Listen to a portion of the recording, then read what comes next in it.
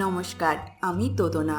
আপনাদের যখনই কিছু মনপসন্দ খাবার খেতে ইচ্ছা করবে, ইউটিউবে গিয়ে লিখুন বাঙালির রান্নাবান্না আর সাবস্ক্রাইব করুন আমার চ্যানেল।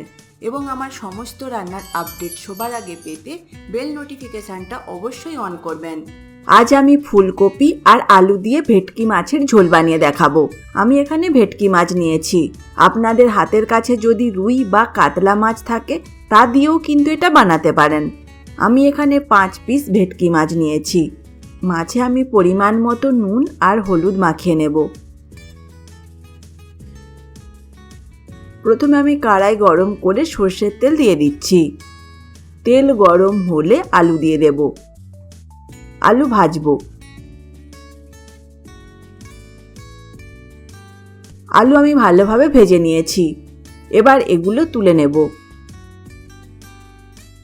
এই তেলেই ফুলকপি দিয়ে দেব। ফুলকপিও ভালোভাবে ভাজবো।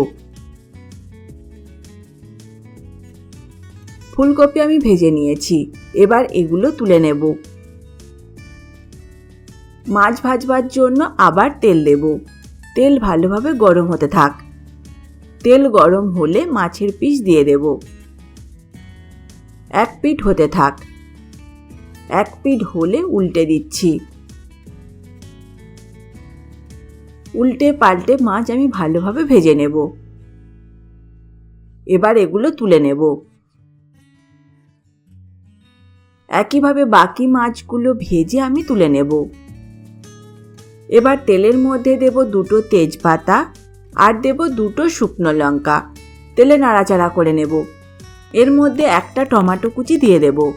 একটু নাড়াচাড়া করে নিচ্ছি। এরপর এর মধ্যে কিছু মশলা আমি দেব।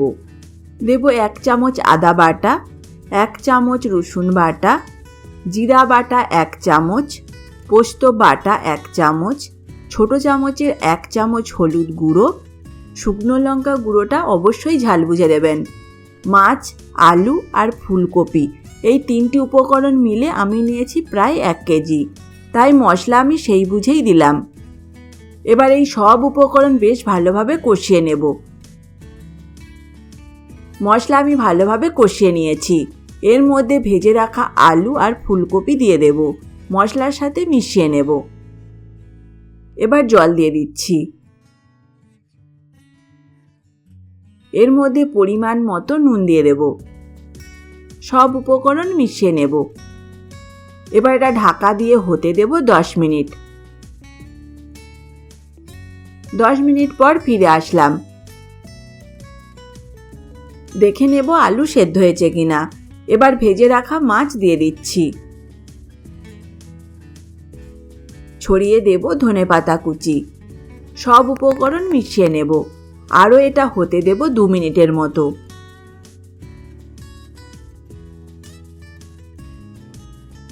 2 মিনিট পর নামিয়ে নিন। তৈরি হয়ে গেল আলু আর ফুলকপি দিয়ে ভেটকি মাছের ঝোল। এই রেসিপি যদি আপনাদের ভালো লাগে অবশ্যই লাইক বা কমেন্টের মাধ্যমে জানাবেন, পারলে শেয়ার করবেন। আরও এই রকম নতুন নতুন রেসিপি পেতে আমার চ্যানেলকে সাবস্ক্রাইব করতে ভুলবেন না। আজ তবে এই পর্যন্ত থাক। আবার দেখা হবে নতুন কোনো এক রেসিপি নিয়ে। ভালো থাকবেন, সুস্থ থাকবেন। ধন্যবাদ।